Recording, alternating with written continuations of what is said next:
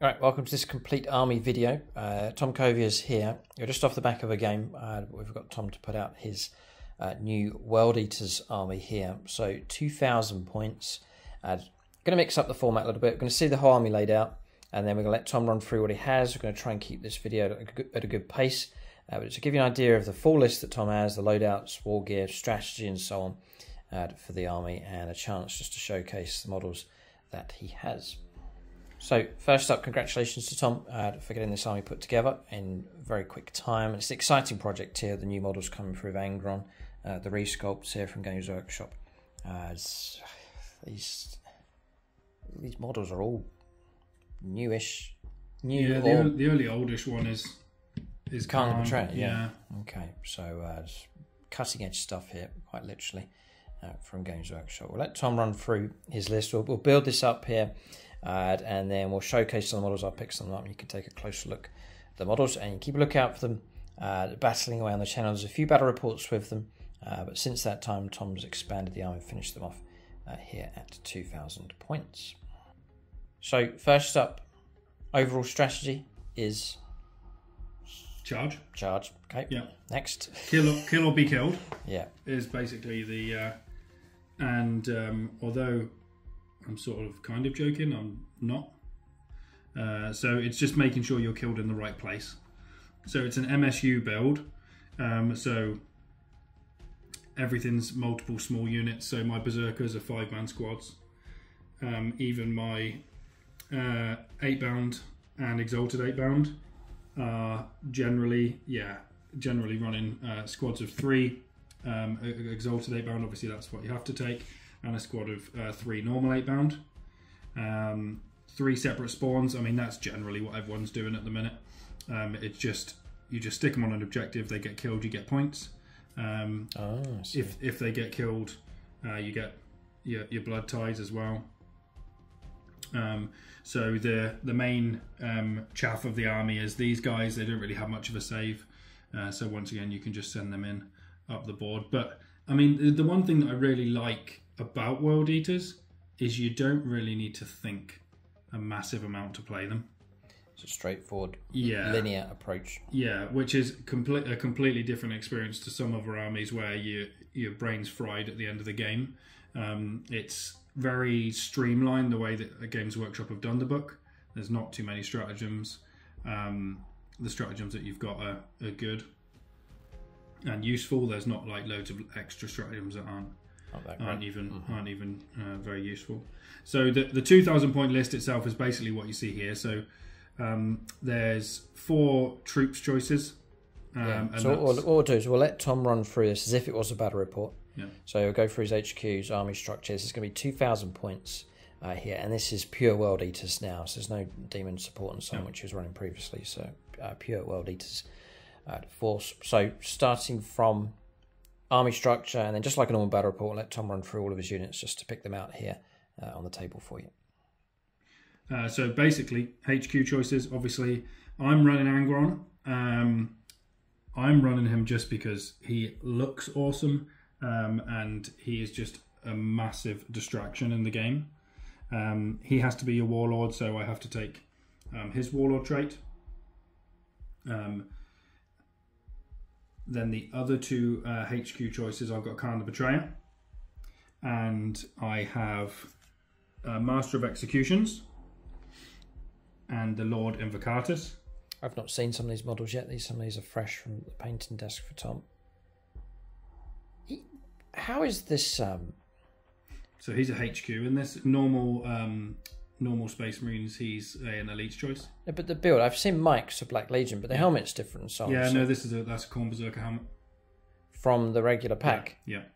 Brilliant job. Just to make him look a bit more. Yeah, corny. Definitely. Whoa, nice. Very fitting for this army. This is the previous Khan the Betrayer model, which is not so new, but like a newer sculpt. Not so isolated now. He's surrounded by similar sculpted models. New Jacks. I've had very mixed results with him. He is quite good, but he can't really stand near anyone because he just tries to butcher everyone. When he gets into stuff, he can kill it with his 3 damage axe, which is quite tasty. But you've got 1, 2, 3 HQs. Fourth 4 one? HQs, yeah, is the Lord Invocatus. So the Lord Invocatus is... Now, I know, and I will do it at some point on the channel, I will try running a World Eaters army without Angron, just to see what it's like with all the pre-game moves. Because the Lord Invocatus gives you 2 core units can pre-game move, and then he gives them extra movement shenanigans as well. Then for the troops choices, I've got 5 troop choices. This is Ark's detachment. Yeah, so the 4 core ones are my Khorne Berserkers. Now I've got them modelled with plasma pistols, but to fit them into the 2,000 points, none of them have got plasma pistols. They're just bare bones for the Khorne Berserkers. Their head and shoulders are so taller, they're good size. Yeah, I did play a game against someone recently that took them in squads of 10, and they hit like a truck when they were in squads of 10. But my tactic's slightly different. I'm going for sort of smaller units. I think even a squad of 5 can kick out quite a lot of... like these Eviscerators, I think, are like strength 8 on the charge, or something crazy like that. Yep. And then I've got a squad of Jackals with the Dishonored with a Skull Crusher and the Icon as well. So Tom's saying this is like a fallen Space Marine for whatever reason. So he's a bigger build than the others. He's like the squad leader. Yep.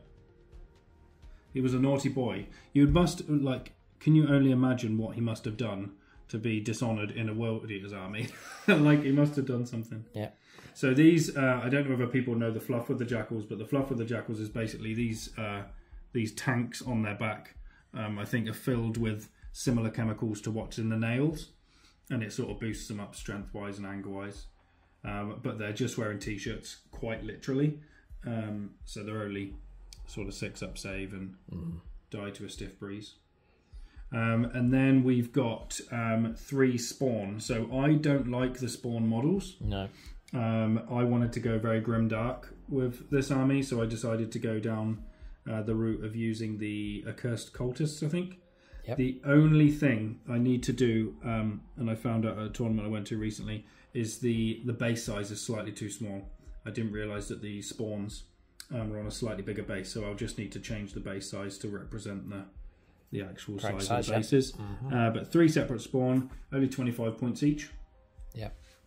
They can kill some infantry units easily enough, but their main purpose is to sit on objectives and die, and give me blood type points. And then, what have we got next? Then we've got the elite choices. So I've got 2 squads of Exalted 8-bound and 1 squad of 8-bound. Main difference between those is normal 8-bound have the core keyword, so they can benefit from a lot more buffs, whereas the Exalted don't. But the Exalted 8-bound, once again, hit like an absolute truck. They've got chain fists, and you can increase... This guy here has got 2 chain fists, so it's like flat 3 damage, crazy amount of attacks on the charge. I've not seen these. These are new. I've not seen these. Freshly painted up by Tom. They're insane. Look at them. Yeah. So at the minute I've got 9 in the list. I would like to run a Disciples of the Red Angel list where it's literally all 8-bound Land Raiders and Angron. That's literally all you're allowed in the list. So I do have 3 more to one side that I'm working on. They're not fully painted yet, but this is the 2,000 point we got here. And then last but not least, one of my favourite pieces is the Land Raider here. So it is a it's heavy. Games Workshop kit, but it's a 3D printed conversion kit supplied by a lovely gentleman called Icarus Pattern, at Icarus Pattern on Instagram. So you can find him on Instagram, and he does 3D printed conversion kits for all sorts of Land Raiders. He's got lots of 30k options. Really nice guy. So if you hit him up if you want to get one yourself, then That's amazing. It was a great kit to put together. Like, it just slipped right together, and it just looks so much better than the standard kit. Yeah, 100%. Yeah. A lot more aggressive, and I'm just looking. It even comes with customized exhausts. Yeah, customized exhaust. Everything. And the tracks feel more spiky. The tracks are customized as well. Custom track, custom doors, custom guns, and they also come with the magnetized guns. So they come off as well. Okay. And the doors open. I've got the blue tack shut at the minute. Look, all the blood in there. Oh dear. Flicking blood inside the vehicle. Obviously the guys were just wiping their feet as they were walking. Yeah, so I love the model.